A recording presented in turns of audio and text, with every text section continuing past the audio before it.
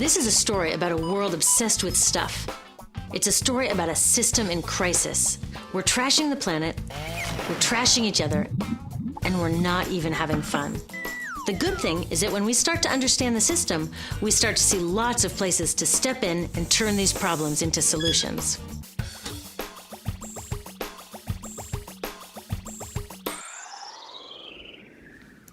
Can I tell you, I love my Pantene Pro V. Of the dozen or so personal care products that I use every day, it's the one I can't live without. It says it gives my dull hair the ultimate cool shine. How does it do that? I was wondering that while I was lathering it in my hair one day, so I read the ingredients right here. Sodium lauryl sulfate, tetrasodium EDTA, methyl isothiazolinone. What is this stuff? I took this list to some scientists who know how to read it. Turns out my Pantene contains a chemical linked to cancer. And lots of other products in my bathroom, from sunscreen to lipstick and even baby shampoo, also contain chemicals linked to cancer or other problems like learning disabilities, asthma, and even damaged sperm. Like most parents, I try to keep my family safe. But now I find out my bathroom is a minefield of toxins?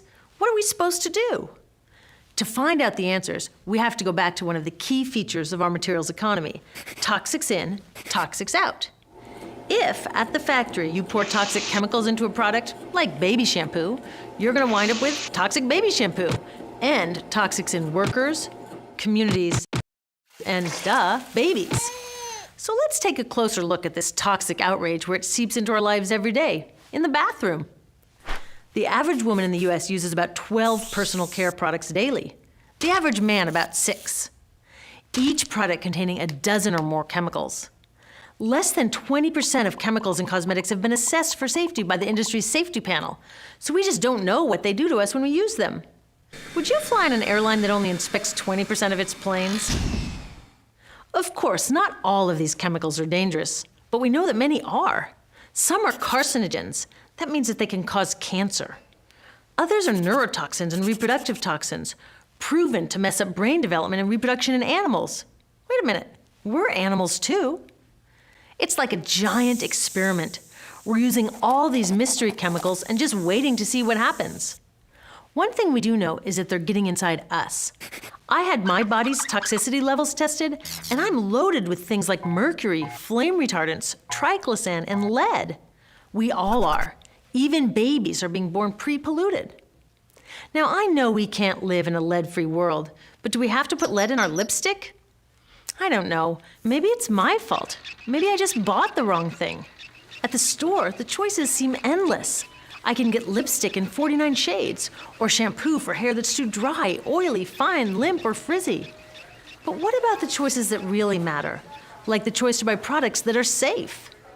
It turns out the important decisions don't happen when I choose to take a product off the shelf. They happen when companies and governments decide what products should go on the shelves. So who are these companies? This is Procter & Gamble. They're the ones offering me Herbal Essences, the #2 shampoo in the country. It contains toxic petrochemicals made from oil. Since when is oil an herb?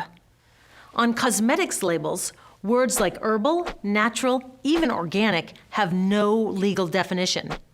That means that anybody can put anything in a bottle and call it natural, and they do.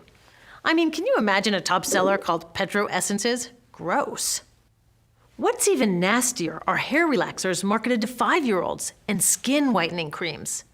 These are super toxic, both in their ingredients and in the message they send about what beauty is.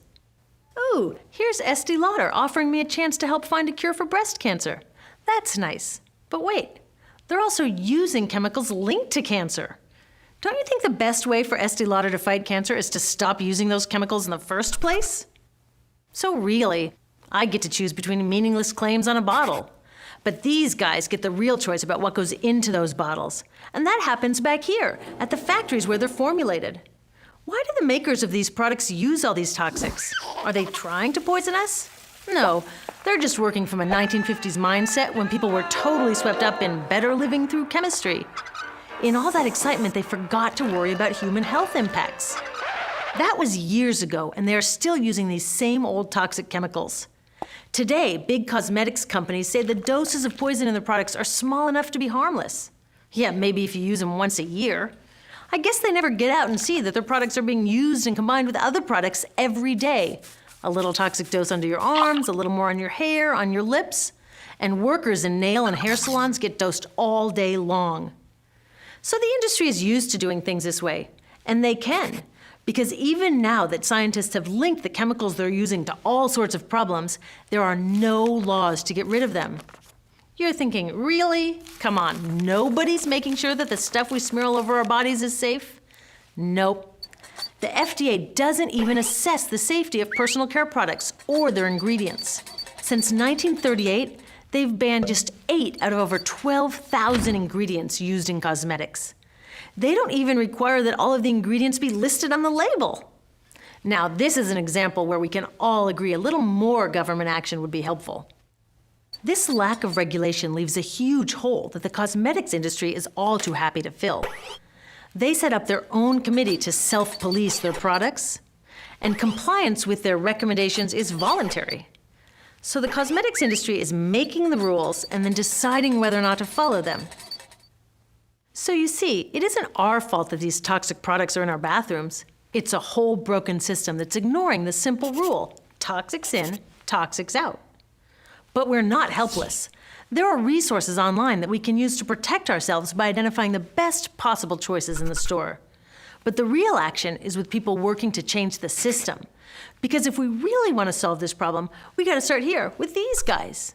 Women, parents, workers, people all over the country are demanding that Congress pass a new law, giving FDA the power to make sure that our personal care products are safe. We need common sense laws based on the precautionary principle. That means that when you're dealing with hazardous chemicals, just err on the side of caution. Let's not debate how much lead should be allowed in lipstick. Just get the toxic chemicals out of our products. Smarter laws would force companies to get past that old 50s mindset and figure out how to get us all clean and shiny without toxic chemicals. Can they? Totally. Many responsible cosmetics companies are already putting safer products on the market.